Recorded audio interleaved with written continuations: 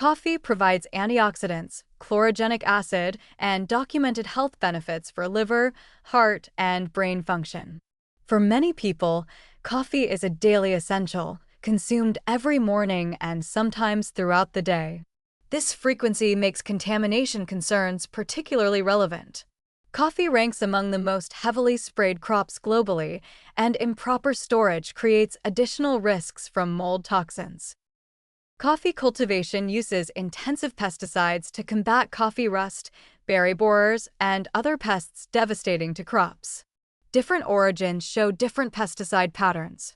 Conventional Central and South American coffee might contain residues from chemicals banned in consuming countries, but still permitted in producing nations.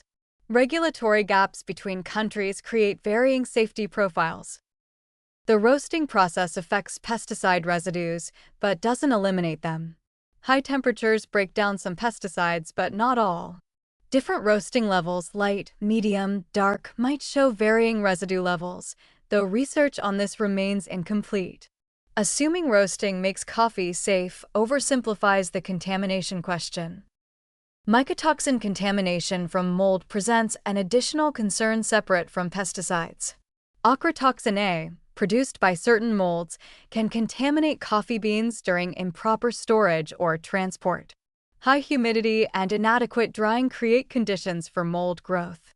This toxin has potential kidney and immunological effects. The combination of pesticide residues and potential mycotoxins creates multiple contamination pathways.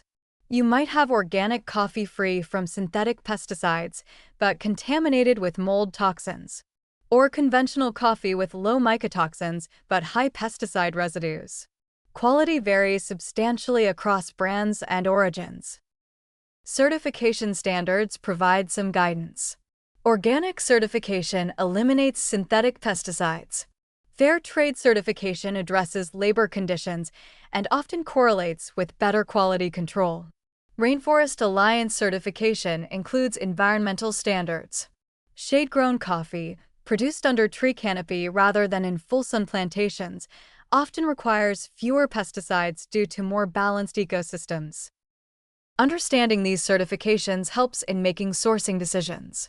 Organic addresses pesticides, but mycotoxin risk depends on handling and storage after harvest, which certifications address inconsistently. Combining organic certification with reputable brands known for quality control provides better assurance. Cost-benefit analysis of organic coffee confronts significant price premiums. Organic coffee often costs substantially more than conventional. For daily coffee drinkers consuming 2 or 3 cups daily, this price difference adds up quickly. But the cumulative exposure from daily conventional coffee consumption also adds up. Specific pesticides used in coffee cultivation vary by region. Endosulfan and chlorpyrifos appear in some producing countries despite being banned in others. Without testing, consumers can't know which pesticides might be present. Organic certification sidesteps this uncertainty. Brewing method impacts potential concentration effects. Espresso extraction concentrates everything, including potential residues.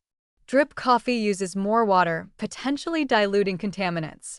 Cold brew steeps for hours, possibly extracting different compounds than hot brewing. But these differences remain largely unstudied for contaminant levels. Decaf processing introduces another chemical consideration. Most decaffeination uses solvents like methylene chloride or ethyl acetate to remove caffeine. These processing chemicals raise additional questions. Swiss water process decaffeination uses no chemicals, providing an alternative for people concerned about solvent residues. Consumption recommendations should balance benefits against exposure risks. Coffee's health benefits for liver function and cognitive performance are real. But daily consumption of heavily contaminated conventional coffee creates chronic low-level exposure to multiple chemicals. For high-volume coffee drinkers, organic coffee makes sense as harm reduction even at higher cost. For occasional coffee drinkers, the exposure calculus differs. Someone having coffee twice weekly faces lower cumulative risk than someone having 3 cups daily. Origin and sourcing matter. Single-origin coffee from known producers offers more transparency than generic blends from unknown sources. Understanding where your coffee comes from and how it was produced helps assess quality and safety. Storage best practices reduce mycotoxin risk. Buy whole beans and grind fresh. Store in airtight containers in cool, dry conditions. Avoid buying more than you'll consume in a few weeks. These practices help prevent mold growth during storage. Coffee remains valuable for many people. The morning ritual, the cognitive boost, the pleasure of the taste, these aren't trivial. But treating all coffee as equivalent ignores meaningful contamination differences between conventional pesticide-heavy coffee and certified organic coffee from quality-conscious producers.